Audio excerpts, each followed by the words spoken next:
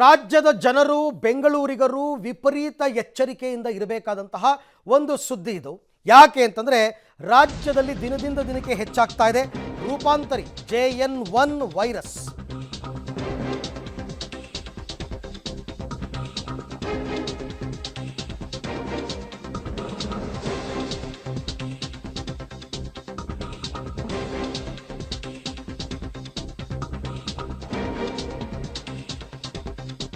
ರಾಜ್ಯದ ಜನರೇ ಎಚ್ಚರ ಎಚ್ಚರ.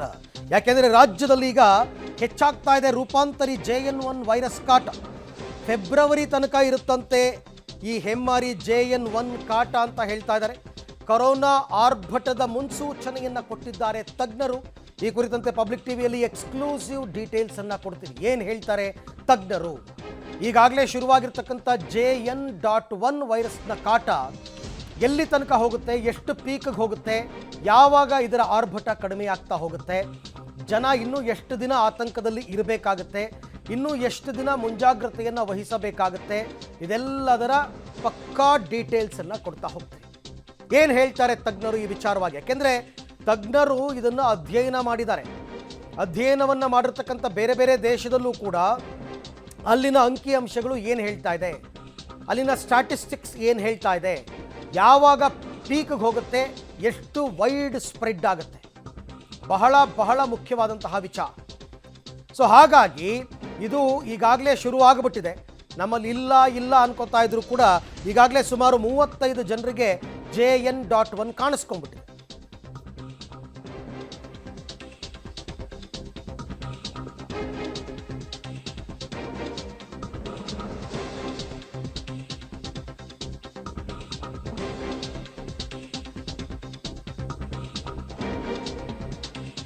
ಸಾಮಾನ್ಯವಾಗಿ ಪ್ರತಿ ಡಿಸೆಂಬರ್ನಲ್ಲಿ ವೈರಸ್ ರೂಪಾಂತರವಾಗುತ್ತೆ, ಚಳಿಗಾಲ.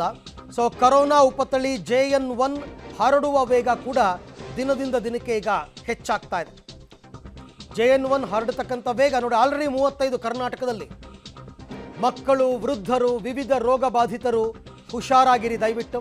ಹಾಗೆಯೇ ILI ಮತ್ತು ಸಾರಿ ಲಕ್ಷಣ ಇರುವವರು ಕೂಡಲೇ ಕೋವಿಡ್ ಟೆಸ್ಟನ್ನು ಮಾಡಿಸ್ಕೊಳ್ಳಿ. ನೀವು ಹಾಸ್ಪಿಟಲ್ಗೆ ಹೋದರೆ ಸಾಕು, ಡಾಕ್ಟರೇ ನಿಮ್ಮದು ILI ಇದೆಯಾ, ಸಾರಿ ಕೇಸ್ ಇದೆಯಾ ನೋಡಿ ಅವರೇ ಸಜೆಸ್ಟ್ ಮಾಡ್ತಾರೆ. ಆಮೇಲೆ ಮಾಸ್ಕ್ ಕಡ್ಡಾಯ ಅಲ್ಲದಿದ್ದರೂ ಮಾಸ್ಕನ್ನು ಹಾಕಿ. ಸರ್ಕಾರ ಏನೋ ಕಡ್ಡಾಯ ಮಾಡಿಲ್ಲ, ಹಾಗಂತ ಮಾಡಿಲ್ಲ ಅಂತ ಸುಮ್ಮನಾಗಬೇಡಿ, ನೀವು ಹಾಕ್ಕೊಳ್ಳಿ. ಜನವರಿ ಮೊದಲ ವಾರದಲ್ಲಿ ಕೋವಿಡ್ ಚಿತ್ರಣ ಸ್ಪಷ್ಟವಾಗಿ ಗೊತ್ತಾಗುತ್ತೆ. ಪಬ್ಲಿಕ್ ಟಿವಿ ಮೂಲಕ ಜಿನೋಮಿಕ್ ಕಮಿಟಿಯ ಡಾಕ್ಟರ್ ವಿಶಾಲ್ ರಾವ್ ಈ ವಿಚಾರವಾಗಿ ಎಚ್ಚರಿಕೆಯನ್ನು ಕೊಟ್ಟಿದ್ದಾರೆ. ರಾಜ್ಯದಲ್ಲಿ ಮತ್ತೆ ಕೋವಿಡ್ನ ಭೀತಿ ಶುರುವಾಗಿದೆ. ಕೋವಿಡ್ ಕೇಸ್ಗಳ ಸಂಖ್ಯೆ ನಿಧಾನಗತಿಯಲ್ಲಿ ಏರಿಕೆ ಆಗ್ತಾ ಇದ್ದು ಜನರಲ್ಲಿ ಒಂದು ಪ್ರಶ್ನೆಗಳು ಮೂಡ್ತಾ ಇದ್ದಾವೆ. ಎಲ್ಲಿವರೆಗೂ ಈ ಕೇಸ್ಗಳು ದಾಖಲಾಗ್ಬೋದು, ಎಷ್ಟು ದಾಖಲಾಗುತ್ತೆ, ಹೇಗೆ ಮುನ್ನೆಚ್ಚರಿಕೆ ವಹಿಸಬೇಕು ಅನ್ನೋದು ದೊಡ್ಡ ಪ್ರಶ್ನೆಯಾಗಿ ಉಳಿದಿದೆ. ಅದರಲ್ಲೂ ಮಕ್ಕಳು, ವಯಸ್ಸಾಗಿರುವಂಥವರು, ಗರ್ಭಿಣಿಯರು ಕೂಡ ಎಚ್ಚರಿಕೆಯಿಂದ ಇರಬೇಕಾಗತ್ತೆ. ಈ ಆರ್ಭಟ, ಈ ಕೋವಿಡ್ ಕೇಸ್ನ ಆರ್ಭಟ ಎಲ್ಲಿವರೆಗೂ ಇರುತ್ತೆ, ಯಾವ ರೀತಿ ಎಚ್ಚರಿಕೆ ವಹಿಸಬೇಕು ಅನ್ನೋದ್ರ ಬಗ್ಗೆ ಮಾತಾಡೋದಕ್ಕೆ ನಮ್ಮ ಜೊತೆ ಈಗ ಜಿನೋಮಿಕ್ ಸರ್ವೆಲೆನ್ಸ್ ಕಮಿಟಿಯ ಸದಸ್ಯರಾದ ಡಾಕ್ಟರ್ ವಿಶಾಲ್ ರಾವ್ ಸರ್ ಅವರನ್ನು ಮಾತನಾಡಿಸುವಂಥ ಪ್ರಯತ್ನ ಮಾಡ್ತೀನಿ. ಸರ್ ನಮಸ್ತೆ ಸರ್.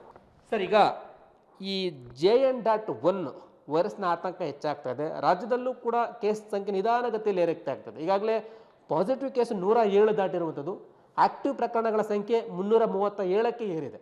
ಎಲ್ಲಿವರೆಗೂ ಈ ಒಂದು ವೈರಸ್ನ ಕೇಸ್ ಏರಿಕೆ ಆಗ್ಬೋದು ಸರ್? ಮೊದಲಾಗಿ ಈ JN.1 ಯಾವುದರ ಬಗ್ಗೆ ಇವತ್ತಿಗೆ ಜಗತ್ತಲ್ಲಿ ಎಲ್ಲ ಕಡೆ ಆಲ್ಮೋಸ್ಟ್ 12ರಿಂದ ಜಾಸ್ತಿ ದೇಶಗಳಲ್ಲಿ ಚರ್ಚೆ ಆಗ್ತಾ ಉಂಟು. ಇದು ಒಮಿಕ್ರಾನ್ ತಳಿಯ ಮೊಮ್ಮಗ, ಇದು ಅಲ್ಲಿಂದ ಹುಟ್ಟಿ ಬಂದದ್ದಂತ. ಸೊ ಇದರ ಸ್ವಭಾವ ಕೂಡ ಒಮಿಕ್ರಾನ್ ಹಂಗೇನೆ ಉಂಟು. ಈಗ ಇದರ ಬಗ್ಗೆ ಹಲವಾರು ಗೊಂದಲಗಳು ಉಂಟು, ಚಿಂತನೆಗಳು ಉಂಟು, ಆ್ಯಂಡ್ ಜಗತ್ತಲ್ಲಿ ಹಲವಾರು ಪ್ರಶ್ನೆಗಳುಂಟು ಬೇರೆ ಬೇರೆ ದೇಶಗಳಲ್ಲಿ. ನಾವು ಇಷ್ಟವರೆಗೆ ಮಾಡಿರುವ ಸಂಪರ್ಕದಲ್ಲಿ ಕೇಂದ್ರ ಸರ್ಕಾರದ ಇನ್ಸಾಕಾಗು ಅಥವಾ USA CDC ಮೆಂಬರ್ಗಳು, ಸೆಂಟರ್ ಫಾರ್ ಡಿಸೀಸ್ ಕಂಟ್ರೋಲ್ ಉಂಟು, ಮತ್ತು UKಯ NVAP ಕಮಿಟಿ, ಇಂಥ ಹಲವಾರು ಎಕ್ಸ್ಪರ್ಟ್ಸ್ಗಳೊಟ್ಟಿಗೆ ಜಗತ್ತಲ್ಲಿ ಮಾತನಾಡ್ತಾ ಇದ್ದೇವೆ. ಆ್ಯಂಡ್ ಹಲವಾರು world experts, virologist doctor Robert ಗ್ಯಾಲು ಅಂತ ಹಲವಾರು ನಾಮಕ ವೈರಾಲಜಿಸ್ಟ್ಗಳೊಟ್ಟಿಗೂ ಕೂಡ ಚರ್ಚೆ ಮಾಡುವಾಗ ಕೆಲವು ಮುಖ್ಯ ಅಂಶಗಳು ನಮ್ಮ ಎದುರಿಗೆ ಬಂದಿದೆ. ಮೊದಲನೇದಂಥದ್ದು, ವಿಶ್ವ ಆರೋಗ್ಯ ಸಂಸ್ಥೆ ಪುನಃ ಹೇಳಿದೆ, ಇದು variant of interest, not variant of concern. Delta ಇದ್ದದ್ದು ವೇರಿಯಂಟ್ ಆಫ್ ಕನ್ಸರ್ನ್, ಇದು ವೇರಿಯಂಟ್ ಆಫ್ ಇಂಟ್ರೆಸ್ಟ್. ಅಂದರೆ ಅದರ ಅರ್ಥ ಇದನ್ನು ನಾವು ಕ್ಲೋಸ್ ಆಗಿ ವಾಚ್ ಮಾಡ್ಕೊಂಡು ಮಾನಿಟರ್ ಮಾಡೋದು ಮುಖ್ಯ ಹೇಳಿ. ಇದಕ್ಕೆ ಅರ್ಥ ಏನಂತ ಹೇಳಿದರೆ, ಸ್ವಲ್ಪ ದಿನಗಳ ಮೊದಲು ತೊಗೊಂಡು ಹೋಗ್ತೇನೆ ನಿಮ್ಮನ್ನು ನಮ್ಮ ವೀಕ್ಷಕರ ಮಾಹಿತಿಗೋಸ್ಕರ ಮತ್ತು ಅವರ ಒಂದು ಇದಕ್ಕೋಸ್ಕರ. ಡಿಸೆಂಬರ್ 2020ರಂದು D614G ವುಹಾನ್ ತಳಿ ಬಂತು. ಡಿಸೆಂಬರ್ 2021ರಂದು ಡೆಲ್ಟಾ ತಳಿ ಬಂತು. ಡಿಸೆಂಬರ್ 2022ರಂದು ಒಮಿಕ್ರಾನ್ ಬಂತು. So doctor Vishal Rao genomic surveillance ಕಮಿಟಿಯ ಸದಸ್ಯರು ಮಾತನಾಡ್ತಾ ಹಲವಾರು ವಿಚಾರಗಳನ್ನು ಹೇಳ್ತಾ ಇದ್ರು. ಬಟ್ ಒಂದು ಇನ್ ಜನರಲ್, ಯಾಕೆಂದರೆ ಅವ್ರು ತುಂಬ ಸಂಶೋಧನೆ ಎಲ್ಲ ಮಾಡಿರ್ತಾರೆ, ಕೆಲವು ಮೆಡಿಕಲ್ ಟರ್ಮ್ಸ್ ನಮ್ಗೆ ಗೊತ್ತಾಗಲ್ಲ. ಬಟ್ ಇನ್ ಜನರಲ್ ಆಗಿ ಮಕ್ಕಳು, ವೃದ್ಧರು ಮತ್ತು ವಿವಿಧ ರೋಗ ಬಾಧಿತರು, ಬೇರೆ ಬೇರೆ ಸಮಸ್ಯೆಗಳು, ಹೆಲ್ತ್ ಇಶ್ಯೂಸ್ಗಳು ಇರ್ತಕ್ಕಂಥವ್ರು, ಕೋಮಾರ್ಬಿಡಿಟೀಸ್ ಅಂತ ಕರೀತಾರೆ. ಸಿಂಪಲಾಗಿ ಹೇಳಬೇಕು ಅಂದರೆ ಬಿ ಪಿ, ಶುಗರು, ಥೈರಾಯ್ಡು, ಅದಾದ ನಂತರ kidney problem, liver problem, heart problem, ಈ ಥರ ಇರ್ತಕ್ಕಂಥವ್ರು ಹುಷಾರಾಗಿರಿ. ಯಾಕೆಂದರೆ ಅವ್ರಿಗೆ ರೋಗ ನಿರೋಧಕ ಶಕ್ತಿ ಅಂತಕ್ಕಂಥದ್ದು ಕಡಿಮೆ ಇರುತ್ತೆ. ಅಂಥವ್ರಿಗೆ ಬೇಗ ಇದು ಅಟ್ಯಾಕ್ ಆಗುತ್ತೆ JN1 ಅಂತ. ಈ ಬಗ್ಗೆ ಮತ್ತಷ್ಟು ಮಾಹಿತಿ ನನ್ನ ಕೊಲೀಗ್ ಲೋಕೇಶ್ ಅವರಿಂದ ಪಡಿತಾ ಹೋಗೋಣ. ಲೋಕೇಶ್, ಇವಾಗ JN.1 ಬಗ್ಗೆ ತಜ್ಞರು ಎಚ್ಚರಿಕೆಯನ್ನು ಕೊಡ್ತಾ ಇರೋದು ಹೇಗೆ? ಎಷ್ಟು ಅಪಾಯಕಾರಿ ಆಗಬಲ್ಲದು? ಜನರು ಹೇಗಿರಬೇಕು? ಎಷ್ಟು ಎಚ್ಚರಿಕೆಯನ್ನು ವಹಿಸಬೇಕಾಗುತ್ತೆ ಅಂತ? ಅರವಿಂದ್, ಈಗ ಈ ಹೊಸ ತಳಿ ಏನಿದೆ JN.1ರಿಂದಾಗಿ ಸ್ಪ್ರೆಡ್ಡಿಂಗ್ ಪ್ರಮಾಣ ಹೆಚ್ಚಿದೆ ಅಂತ ಹೇಳಲಾಗ್ತಾ ಇದೆ. ಆದರೆ ಜೀವಕ್ಕೆ ಯಾವುದೇ ರೀತಿಯ ಅಪಾಯ ಇಲ್ಲ. ಅಪಾಯ ಇರ್ತಕ್ಕಂಥದ್ದು ದೀರ್ಘಕಾಲದ ಕಾಯಿಲೆಯಿಂದ ಬಳಲ್ತಾ ಇರುವಂಥ ವ್ಯಕ್ತಿಗಳಿಗೆ ಅಪಾಯ ಇದೆ. ಅಂಥವರು ಎಚ್ಚರಿಕೆಯನ್ನು ವಹಿಸಬೇಕು ಅಂತ ಹೇಳ್ತಾ ಇದ್ದಾರೆ. ಸುಮಾರು 70% ವೇಗವಾಗಿ ಈ ಒಂದು ಹಬ್ಬುತ್ತೆ ಅಂತ ಹೇಳಲಾಗ್ತಾ ಇದೆ. ಒಬ್ಬರಿಂದ 10ರಿಂದ 15 ಜನಕ್ಕೆ ಸ್ಪ್ರೆಡ್ ಆಗುವಂಥ ಸಾಧ್ಯತೆಯೂ ಇದೆ. ಆದರೆ ಇದೊಂದು ರೀತಿ ಅಪಾಯಕಾರಿ ಅಲ್ಲ, ಎಚ್ಚರಿಕೆಯನ್ನು ವಹಿಸಬೇಕಾಗತ್ತೆ. ಹಾಗಂತೇಳಿ ನಿರ್ಲಕ್ಷ್ಯ ಮಾಡೋದು ಬೇಡ ಅಂತ ಹೇಳಿ ಈಗ ತಜ್ಞರು ಹೇಳ್ತಾ ಇರುವಂಥದ್ದು. ಪ್ರಮುಖವಾಗಿ ಮಕ್ಕಳು ಮತ್ತು 60 ವರ್ಷ ಮೇಲ್ಪಟ್ಟವರು, BP, ಶುಗರು ಮತ್ತು ಹೃದಯ ಸಂಬಂಧ ಕಾಯಿಲೆ, ಶ್ವಾಸಕೋಶದ ಸಮಸ್ಯೆಯಿಂದ ಬಳಲ್ತಾ ಇರ್ತಕ್ಕಂಥ ರೋಗಿಗಳೇನಿರ್ತಾರೆ ಅವರು ಎಚ್ಚರಿಕೆಯಿಂದ ಇರಬೇಕಾಗುತ್ತೆ. ಯಾರೆಲ್ಲ ವ್ಯಾಕ್ಸಿನನ್ನು ತೆಗೆದುಕೊಂಡಿಲ್ಲ ಅವರು ವ್ಯಾಕ್ಸಿನನ್ನು ತೆಗೆದುಕೊಳ್ಬೇಕು ಅಂತಲೂ ಕೂಡ ಅವರು ಸಂದೇಶವನ್ನು ರವಾನೆ ಮಾಡ್ತಾ ಇರ್ತಕ್ಕಂಥದ್ದು. ಜೊತೆಗೆ ಅವ್ರಿಗೆ ಕೂಡಲೇ ಯಾವುದನ್ನು ಆರೋಗ್ಯ ಸಮಸ್ಯೆ ಕಂಡು ಬಂದರೆ ಕೂಡಲೇ ವೈದ್ಯರನ್ನು ಭೇಟಿ ಮಾಡುವಂಥದ್ದು. ಸರ್ಕಾರ ನಿಯಮ ಹಾಕಿಲ್ಲ ಅಂತೇಳಿ ಬೇಕಾಬಿಟ್ಟು ಓಡಾಡೋದು ಬೇಡ. ಈ ರೀತಿ ಸಮಸ್ಯೆ ಇರುವಂಥವ್ರು ಮಾಸ್ಕನ್ನು ಹಾಕ್ಕೊಂಡು ಕೊರೋನಾ ನಿಯಮಗಳನ್ನ ಪಾಲನೆ ಮಾಡ್ಕೊಂಡ್ರೆ ಒಳ್ಳೆಯದು. ಇಲ್ಲದೆ ಹೋದರೆ ಈ ವೈರಸ್ಸು ಕೂಡ ಒಂದು ರೀತಿ ಅಪಾಯಕಾರಿ ಆಗುತ್ತೆ ಅಂತ ಹೇಳ್ತಾ ಇರುವಂಥದ್ದು. ಹಾಗಾಗಿ ಎಚ್ಚರಿಕೆಯನ್ನು ವಹಿಸಬೇಕಾಗತ್ತೆ. ವೈರಸ್ ಬಗ್ಗೆ ನಿರ್ಲಕ್ಷ್ಯವನ್ನು ಮಾಡಬಾರ್ದು. ಮ್ಯೂಟೆಂಟ್ ಆಗ್ತಾ ಇರುವಂಥದ್ದು ಅದು ಮ್ಯೂಟೆಂಟ್ ಆಗ್ತಾನೆ ಇರುತ್ತೆ. ನಾವು ವೈರಸ್ಸೊಂದಿಗೆ ಬದುಕು ನಡೆಸುವಂಥದ್ದನ್ನು ಕಲ್ತ್ಕೊಳ್ಬೇಕಾಗತ್ತೆ ಅನ್ನೋಂಥದ್ದನ್ನು ತಜ್ಞರು ಹೇಳ್ತಾ ಇದ್ದಾರೆ. ಹಾಗಾಗಿ ಈ ವೈರಸ್ ಬಗ್ಗೆ ಈಗಲೇ ವಿದೇಶಗಳಲ್ಲೂ ಕೂಡ ಸ್ಟಡಿ ಆಗಿದೆ. ಇದು ಸ್ಪ್ರೆಡ್ಡಿಂಗ್ ಜಾಸ್ತಿ ಆಗುತ್ತೆ, ಆದರೆ ಜೀವಕ್ಕೆ ಅಪಾಯ ಇಲ್ಲ. ಹಾಗಂತೇಳಿ ನಿರ್ಲಕ್ಷ್ಯ ಮಾಡೋದು ಬೇಡ ಅಂತ ನಮ್ಮ ರಾಜ್ಯದಲ್ಲೂ ಕೂಡ ಜನರು ನಿರ್ಲಕ್ಷ್ಯ ಮಾಡ್ದೇನೆ ಕೋವಿಡ್ ನಿಯಮಗಳನ್ನು ಪಾಲನೆ ಮಾಡಿಕೊಂಡು ಮಕ್ಕಳ ಮೇಲೆ ಎಚ್ಚರಿಕೆ ವಹಿಸಬೇಕಾಗುತ್ತೆ, ವೃದ್ಧರ ಮೇಲೆ ಎಚ್ಚರಿಕೆಯನ್ನು ವಹಿಸಬೇಕಾಗುತ್ತೆ. ಕುಟುಂಬಸ್ಥರು ಜಾಗೃತಿಯನ್ನು ವಹಿಸಿದ್ರೆ ಇಡೀ ಕುಟುಂಬ ಸೇಫ್ ಆಗುತ್ತೆ ಅನ್ನುವಂಥ ರೀತಿಯಲ್ಲಿ ಸಂದೇಶವನ್ನು ರವಾನೆ ಮಾಡ್ತಾ ಇರುವಂಥದ್ದು. ಅರವಿಂದ್, ಮೊದಲಾಗಿ ಈ JN.1 ಯಾವುದರ ಬಗ್ಗೆ ಇವತ್ತಿಗೆ ಜಗತ್ತಲ್ಲಿ ಎಲ್ಲ ಕಡೆ ಆಲ್ಮೋಸ್ಟ್ 12ರಿಂದ ಜಾಸ್ತಿ ದೇಶಗಳಲ್ಲಿ ಚರ್ಚೆ ಆಗ್ತಾ ಉಂಟು.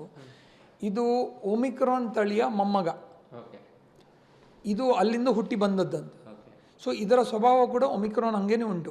ಡಿಸೆಂಬರ್ 2020ರಂದು D614G ವುಹಾನ್ ತಳಿ ಬಂತು.